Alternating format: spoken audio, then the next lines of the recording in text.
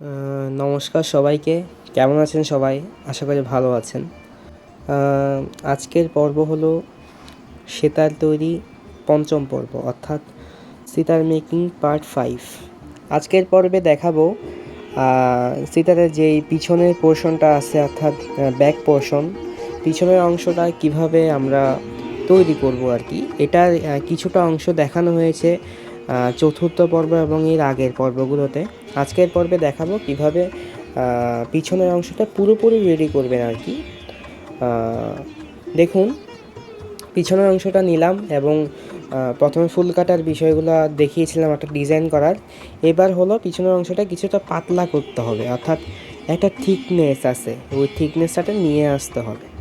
থিকনেসটা হলো 0.5 ইঞ্চ, অর্থাৎ half inch যেটাকে বলে আর কি।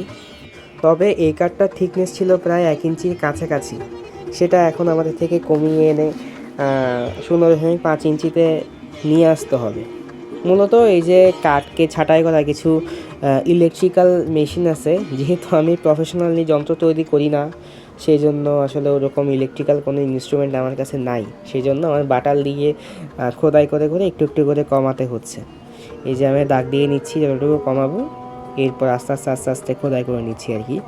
দেখুন আমি কিভাবে কাজটা করছি। এরপর খোদাই শেষ হওয়ার পর আমি গ্রাইন্ডারে সিরিজ কাগজের যে ডিস্কটা আছে সেটা লাগিয়ে নিয়ে কিছুটা সমান করে নেওয়ার চেষ্টা করছি। এই যে দেখুন,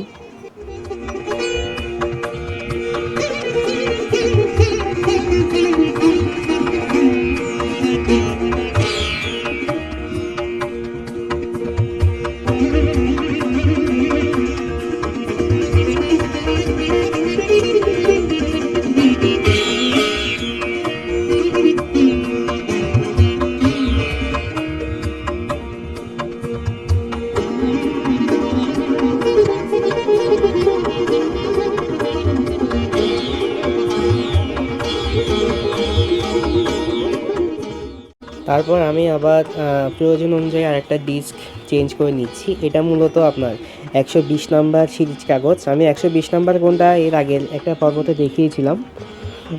এই যে দেখুন, 120 নাম্বার সিরিজ ডিস্কটা লাগিয়ে আমি এবার একদম ফিনিশিং দিয়ে নিচ্ছি। এটা কিন্তু ক্ষয় করছি না, ফিনিশিং দিয়ে নিচ্ছি পিছনের সাইডের।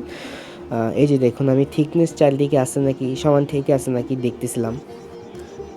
মূলত যন্ত্র তৈরির ক্ষেত্রে চারিদিকের সমান মেজারমেন্টটা খুবই দরকার, এবং ফিনিশিংটা অবশ্যই আরও বেশি ইম্পর্ট্যান্ট, কারণ যন্ত্র তো পুরোপুরি একটা মেজারমেন্টের বিষয়।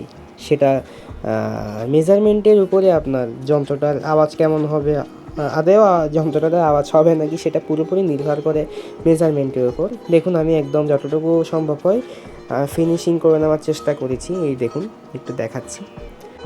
এই যে আমি একটু ওই যে ফুল অর্থাৎ ডিজাইনের পাশটাতে একটু করে গ্রাইন্ডার করে নিচ্ছি। অবশেষে সিতারের পিছনের অংশটার কাজ সম্পন্ন করলাম। এই পর্বের জন্য এতটুকুই। পরবর্তী পর্বের জন্য সবাই আমার পাশে থাকবেন আশা করছি। ধন্যবাদ সবাইকে।